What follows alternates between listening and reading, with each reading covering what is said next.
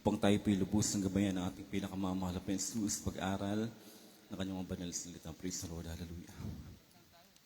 Mapagpala po namin ang mga Diyos na makapangyarihan sa lahat, mahal na Jesus. Hallelujah. Kami po'y nagpupuri at nagpapasalamat, mahal na Panginoon, na patuloy kang nagpala, mahal na Panginoon, kumilos, naglangis, mahal na Panginoon, sa bawat yugto ng iyong banal na gawain ng Diyos, mahal na Panginoon.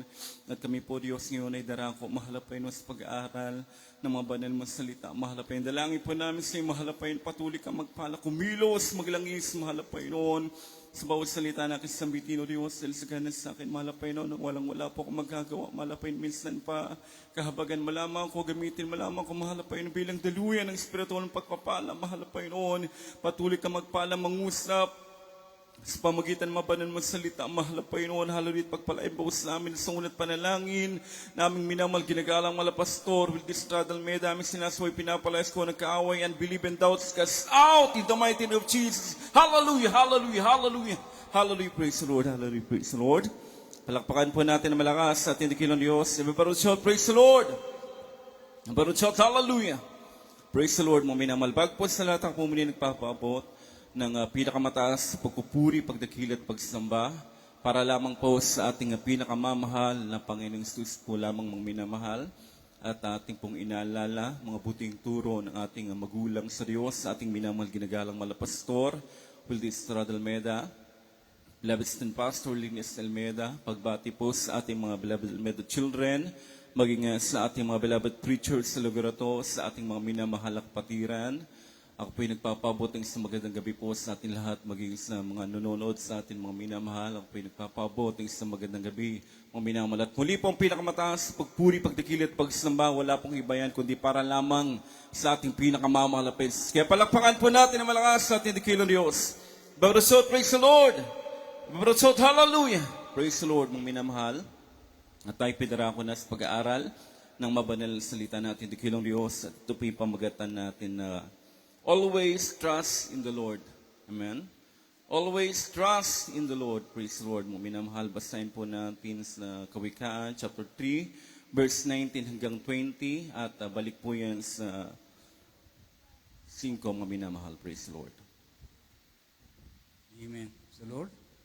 From the book of Proverbs, chapter 3, verses 19 and 20, back to 5. Amen. Praise God. The Lord by wisdom hath founded the earth, by understanding hath he established the heavens. 20. By his knowledge the dead are broken up, and the clouds drop down the dew. Verse 5. Trust in the Lord with all thine heart, and lean unto thine own understanding.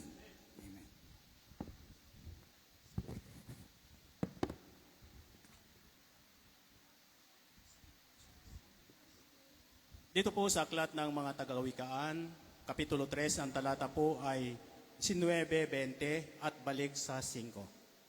Dito po sa 19. Nilikha ng Panginoon ang lupa sa pamamagitan ng karunungan. Itinatag niya ang langit sa pamamagitan ng kaunawaan. Sa kanyang kaalaman ay nabahagi ang mga kalaliman at ang mga alapaap ay nagsipatak ng hamog. 5. Tumiwala ka sa Panginoon ng buong puso mo at huwag kang mananalig sa iyong sariling kaunawaan. Amen. Palakpakan po natin malakas sa ating dakilang Diyos. Ibabarutso, praise the Lord! Praise the Lord, mga minamahal. Ang ating topic, mga minamahal, always trust in the Lord. Amen. Praise the Lord. Mga minamahal, ang karunungan at ang kaalaman ng Diyos ay walang hanggang kaalaman, karunungan at kaunawaan. Amen. Our God is all-knowing God and powerful God. At magsabing amen. Bakit po natin nasabi yun, mga minamahal? Dahil sabi sa binasa natin kanina, nilikha ng Diyos ang langit at ang lupa, lahat ng bagay sa mundong ito sa pamamagitan ng kanyang karunungan, kaalaman, kaunawaan, by His knowledge, wisdom, and understanding. Amen. At ang kanyang karunungan, kaalaman, kaunawaan, at kapangyarihan ay walang hanggan. Amen. Maging ang mga bilang ng bituin, mga minamahal, alam ng Diyos, maging ang kanilang mga pangalan. Amen. Kaya ibig sabihin po mga minamahal, walang bagay na hindi alam ang Diyos. Amen? At walang bagay na hindi kayang gawin ng Diyos dahil siya po ay Diyos na makapangyarihan sa lahat. Lahat magsabing amen. But so, praise the Lord. Kaya mahalaga mga minamahal na tayo po'y lagi nagtitiwala sa Diyos. Amen. Amen. Mga minamahal, sa tuwing tayo po'y naharap sa pagsubok, suliranin mga minamahal karamdaman o desisyon sa buhay, laging tinitingnan ng Diyos mga minamahal kung kanino tayo magtitiwala aasa. Sa ating bang karunungan, kaalaman mga minamahal, sa sarili ba nating kakayanan o sa tao ba tayo magtitiwala mga minamahal? At sa lahat ng bagay mga minamahal na pinagdaanan po natin, napatunayan po natin lahat na mas mahalaga na tayo pinagtitiwala sa Diyos. Amen po ba? Amen. Napatunayan natin sa bawat desisyon natin, sa bawat karamdaman natin, napatunayan natin na mas mahalaga na tayo pinagtitiwala sa Diyos. Bakit? Dahil tayo pinagtatagumpay ng Diyos. Amen. Amen. Nung panahon po ni Gideon, mga minamahal, sila po'y nakipaglaban sa mga Midianita nung time na yun. At ang kanilang kalaban ay 135,000. Ibig sabihin, napakarami. Amen. 135,000 mga minamahal, pero si Gideon, mga minamahal, hindi siya natakot, bagamat siya po'y mahina. Siya po'y pinakamahina sa kanila mga minamahal. Hindi siya natakot na siya po'y makipaglaban sa mga Midianita na 135,000 dahil ang inasahan niya ang mahal na Panginoon. Amen. So yung time na yun, mga minamahal, ang mga Israelita, mga minamahal, sila po'y 300 lamang. Amen. So can you imagine, mga minamahal, 135,000 laban sa 300 na tao, mga minamahal. Kung isipin natin, imposible na manalo yon. Imposible na magtagumpay yon. Tama po ba? Amen? Amen. Kasi napakarami nun, mga minamahal, halos yung dami ng buhangin sa karagatan, mga minamahal. Pero sila po'y nagtiwala sa kapangyarihan ng Diyos, mga minamahal. Kaya ano po ginawa ng mahal na Panginoon, mga minamahal? Dahil sa kanilang malaking pagtitiwala sa kapangyarihan, kakayanan ng Diyos, mga minamahal, sila po'y pinagtagumpay ng mahal na Panginoon sa kanilang pakikipaglaban nung time na yon. Amen. Sa palakpakan po natin na malakas sa ating dikilang Diyos. Alam niyo po mga minamahal kung bakit pinahintulutan ng Diyos na maging 300 lamang sila? Dapat marami sila nung time na yun, mga minamahal. Pero pinahintulutan ng Diyos, mga minamahal, na maging 300 lamang sila. Alam niyo po bakit? Kasi upang malaman nila, mga minamahal, na hindi sila nagtagumpay sa kanilang pakikipaglaban ng dahil sa kanilang dami, sa kanilang bilang, sa kanilang karunungan at lakas. Kundi para mapatunayan nila na sila po'y nanalo sa laban na yun dahil sa pagtitiwala nila sa kapangyarihan ng Diyos. Amen! Palakpakan po natin na malakas sa ating dikilang Diyos, mga minamahal. So, ibig sabihin po mga minamahal, mapalad ang tao na nagtitiwala sa Diyos. Lahat magsabing amen. Basahin po natin mga minamahal kung bakit mapalad ang tao na nagtitiwala sa Diyos. Basahin po natin si Jeremiah chapter 17 verse 7 hanggang 8. Praise the Lord.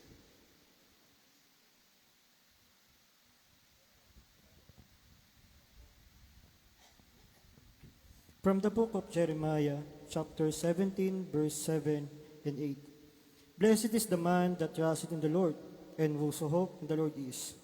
For he shall be as a tree planted by the waters, and that spreadeth out her roots by the river, and shall not see when he cometh, but her leaf shall be green, and shall not be careful in the year of drought, neither shall cease from yielding fruit. Amen.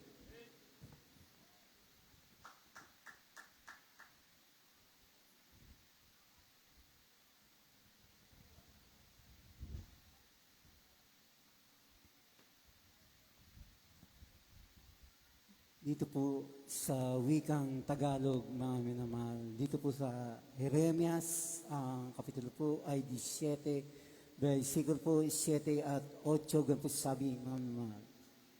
Mapalad ang tao na tumitiwala sa Panginoon at ang pag-asa ay ang Panginoon.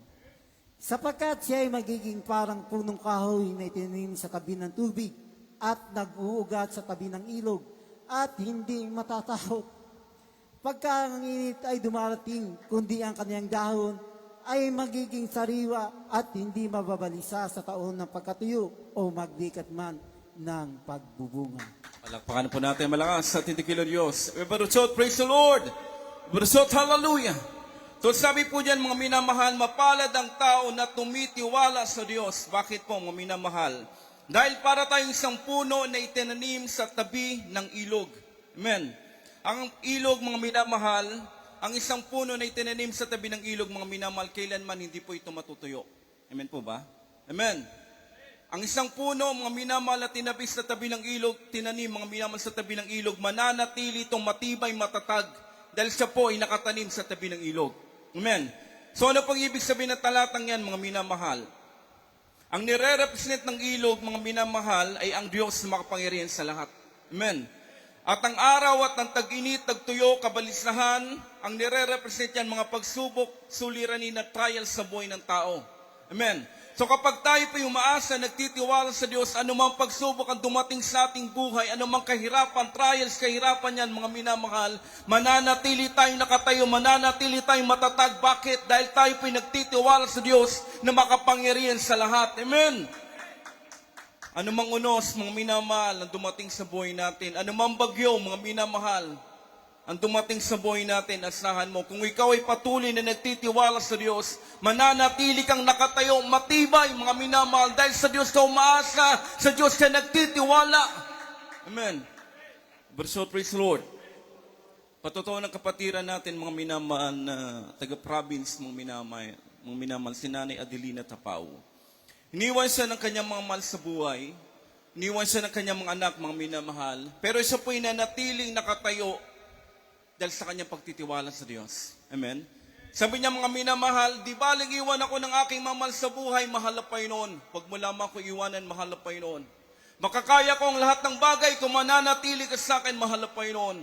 Huwag mo ko iwanan, mahal na Panginoon. Alam niyo po, mga minamahal, nung time na yan, dahil siya po'y matanda na, wala na siyang ibang inaasahan sa kanyang makakain, sa kanyang pangailangan, kundi ang mahal na Panginoon lamang.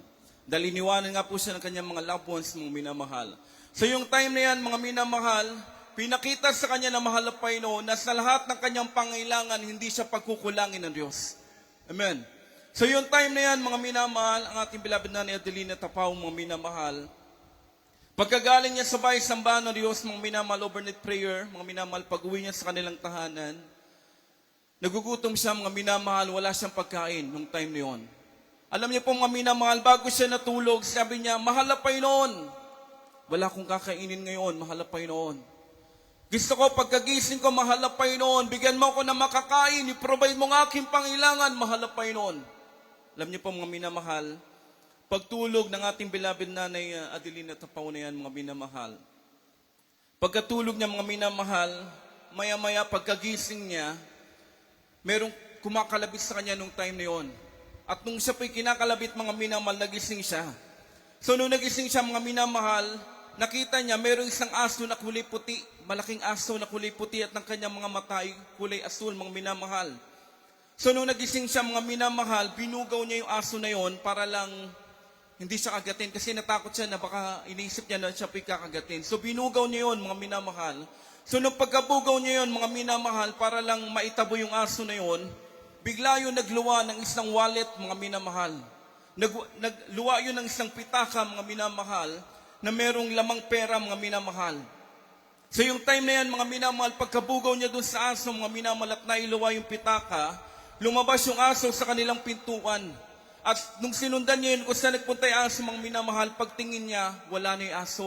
Tinanong niya doon sa mga tao na nasa labas, kung nakita ba nila yung aso na yun, mga minamahal, malaking aso na kulay puti. Ang sinabi ng mga tao sa labas, wala silang nakitang aso na lumabas sa kanyang pintuan. Alam niyo po, mga minamahal, nung tinignan niya yung pitaka, nakita niya merong isang 500, mga minamahal, na laman at merong tig-100 na 3, bali 800. Amen. Amen. So yung time na yun, mga minamahal, ayaw niya galawin yung wallet na yun dahil iniisip niya, hindi yun sa kanya. Pero alam niyo po, mga minamahal, sabi niya, mahal na Panginoon, naalala niyo yung panalangin niya na siya po'y nanalangin sa Diyos na mahal na Panginoon, bigyan mo po ako ng aking makakain dahil wala po ako pambili ng bigas. So nung naalala niyo yun, mga minamahal, ginawa niya, mga minamahal, pinatong niya yung pitaka sa Bible. Sinabi niya, mahal na Panginoon, kung ito na'y kasagutan sa aking panalangin, kung ito na'y binigay mo para sa akin, sagutin mo ko, mahal na Panginoon. Pinatong niya, mga minamahal, yung pitaka sa Bible, at pagbukas niya sa Bible, nakita niya, mga minamahal, ang sagot na mahal na Panginoon. Sa Jeremiah chapter 33 verse 3, ano pong sinabi ng mahal na Panginoon dyan? Sabi ng mahal na Panginoon, tumawag ka sa akin at ako'y sasagot sa iyo at ako'y magpapakita sa iyo ng mga dakilang bagay at mahirap na hindi mo nangalaman. Amen.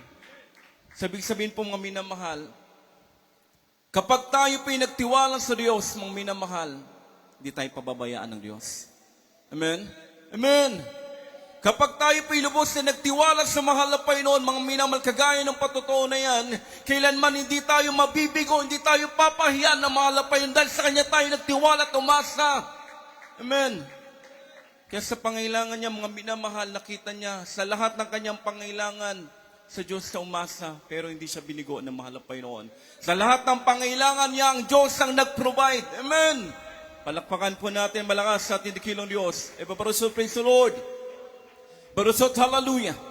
So, ibig sabihin po mga minamahal, totoo yung binasa natin kanina sa talata, na mapalad ang tao na umaasa sa mahal na Panginoon. Amen! Amen! Pero kapag tayo po umasa sa ating sarili, tayo pinagtiwala sa ating mga sarili, mga minamahal, ano pong mangyayari sa atin? Basahin po muna natin sa Jeremiah chapter 17 verse 5. Praise the Lord.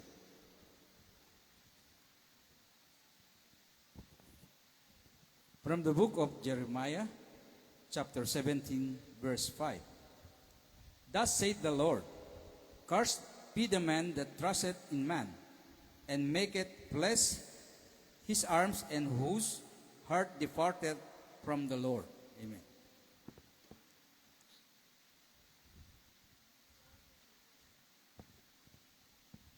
Dito po sa aklat ng Jeremiah 17, ang talata po ay 5. Ganito ang sabi ng Panginoon, sumpain ang tao na tumitiwala sa tao at ginagawang laman ang kanyang bisig at ang puso ay humihiwalay sa Panginoon.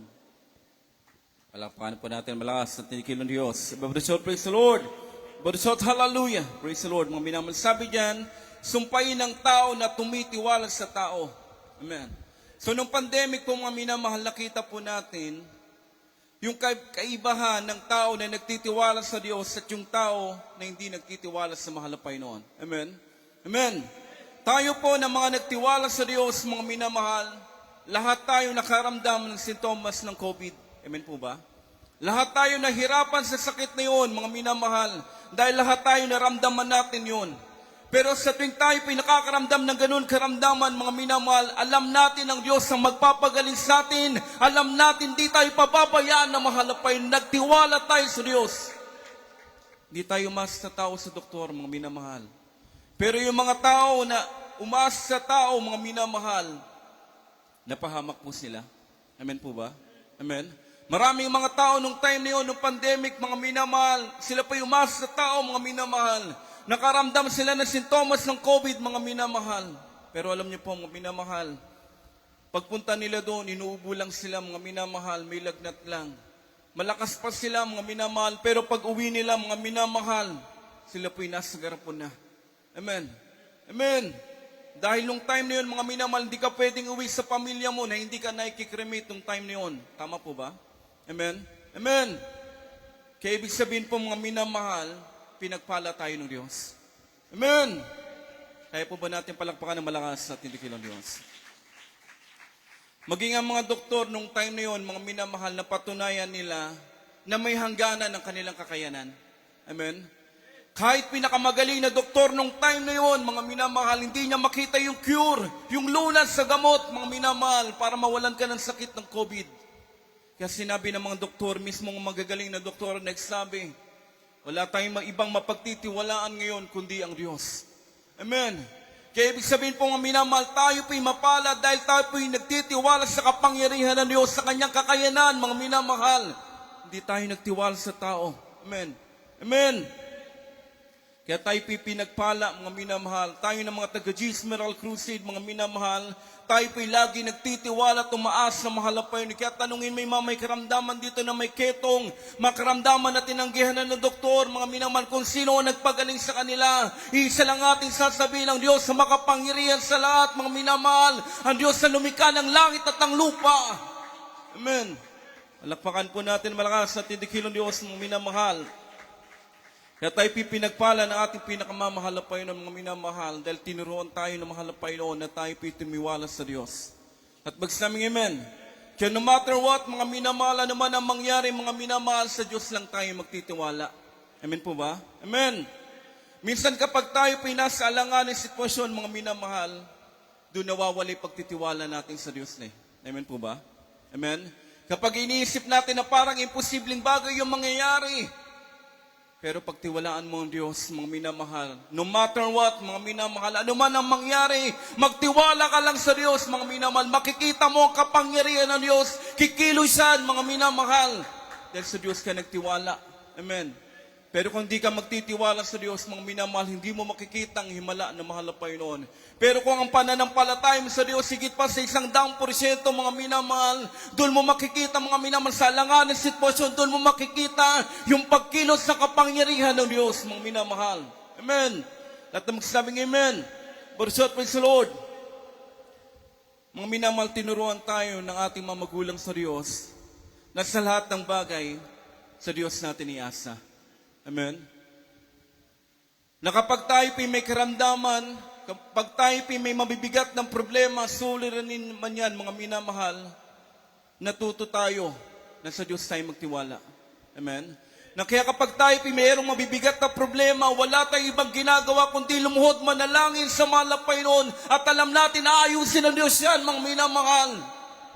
Gaano man kabigat yung mga bagay na pinagdadaanan natin, anumang problema yung pinagdadaanan natin, anumang pagsubok yan, karamdaman mang yan, mga minamahal. Kapag tayo pinagtiwala sa Diyos, pinakita ng mahal na Panginoon, mga minamahal, hindi niya tayo kailanman bibiguin. Amen. Praise the Lord. Palapakan po natin ang malakas at tindikilong Diyos. Hallelujah, praise the Lord, mga minamahal. Basahin po natin ating last verse, mga minamahal, sa mga awit chapter 147, Verse 5, praise the Lord. Maganda po ating mga manunugtog.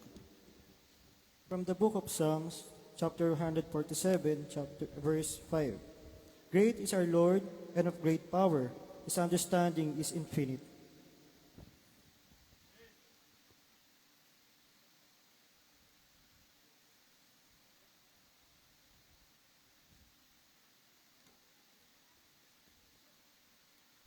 Dito po sa wikang Tagalog namin naman.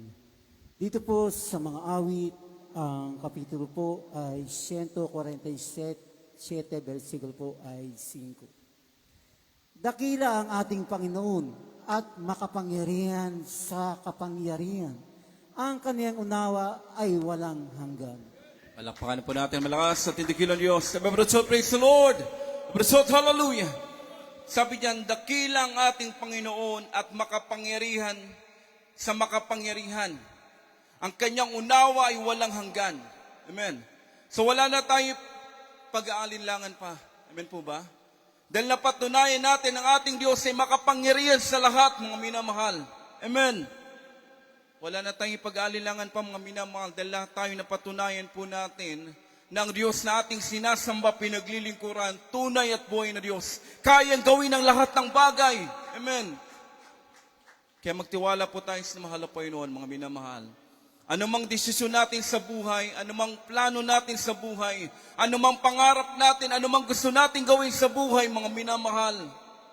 Maging kagalingan man ito sa ating karamdaman, mga minamahal, kalutasan sa ating mga problema, ipagtiwala po natin lahat yan sa mahal na Panginoon. Amen.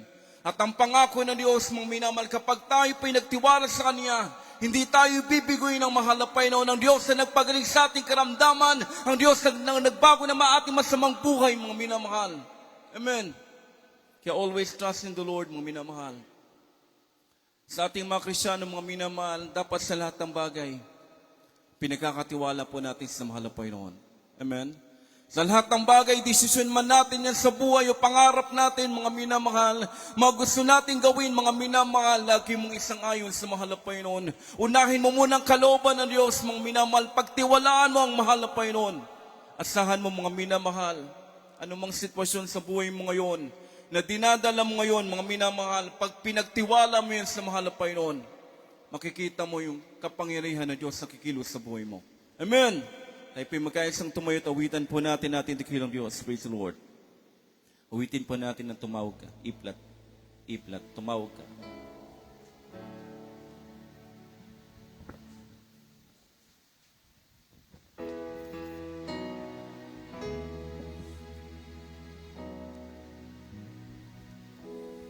Minsan ay dumarating mga pagsubok sa buhay mo na para bang nag-aalilangan ka sa Panginoon. Nag-iisip na kung ano ang iyong gawin, ngunit nananatili pa rin sa buhay mo.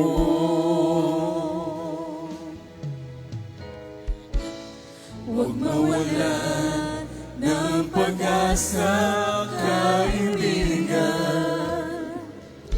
Ang mga pagsubok sa'yo'y dumaraan lamang.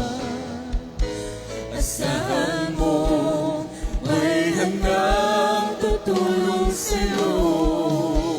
Walang iba, si Yesu Cristo. Ang sabi ng Panginoon, tumawag ka at ako'y sasagot sa'yo. At ako'y magpapakita ng mga bagay na di mo pa nakita.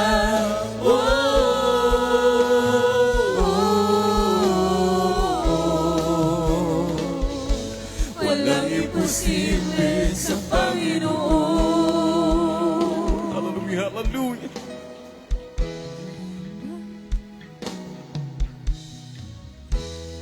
Bakit minsan ika'y dali nating lumimot sa Panginoon sa oras na tayo'y sagana na? Kapag dumarating na ang mga kagipitan sa buhay mo, sa kabalaan at tawag sa Kanya, huwag mawala ng pag-asa, kaibigan. Mga pagsubok sa'yo'y dumaraan lamang. Asahan mo, may handang tutulong sa'yo. Walang iba, si Yesu Cristo. Ang sabi ng Panginoon, tumawag ka at ako'y sasagot sa'yo. At ako'y magpapakita yung mga bagay na di mo pa nakita.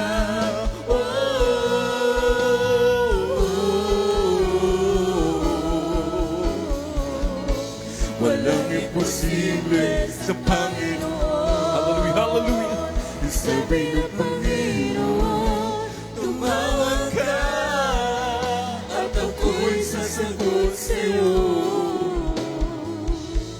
At ako'y magpapakita ng mga bagay na di mo pa nakita.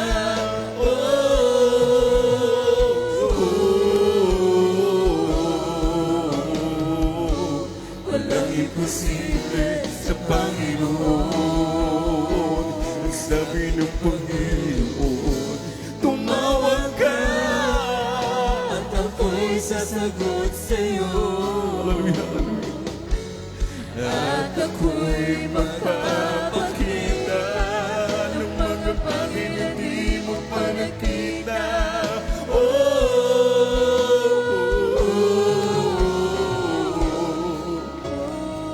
Lord, hallelujah. Walang imposible sa Panginoon.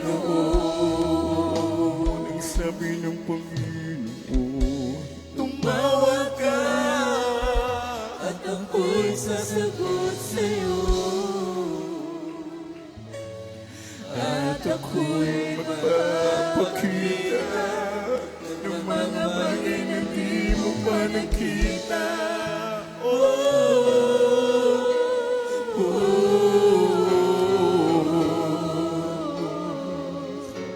Walang imposible sa Panginoon. Praise the Lord, hallelujah, hallelujah, praise the Lord, hallelujah. Ang minamahal tayo, pinagpala na Diyos, ang minamahal. Dahil nakita na Diyos, ang minamahal ating lubos pagtitiwala sa Kanyang mga minamahal. Pinagpala tayo na mahal na Panginoon, mga minamahal. Sa tuwing tayo pa'y darating sa mabigat na problema, suri lang din sa buhay natin, mga minamahal. Dati mga minamahal, hindi natin kaya, mga minamahal. Pero ngayon, mga minamahal, kahit mabigat na pagsubok, yung dumarating sa buhay natin, nananatili tayo nakatayo matatag.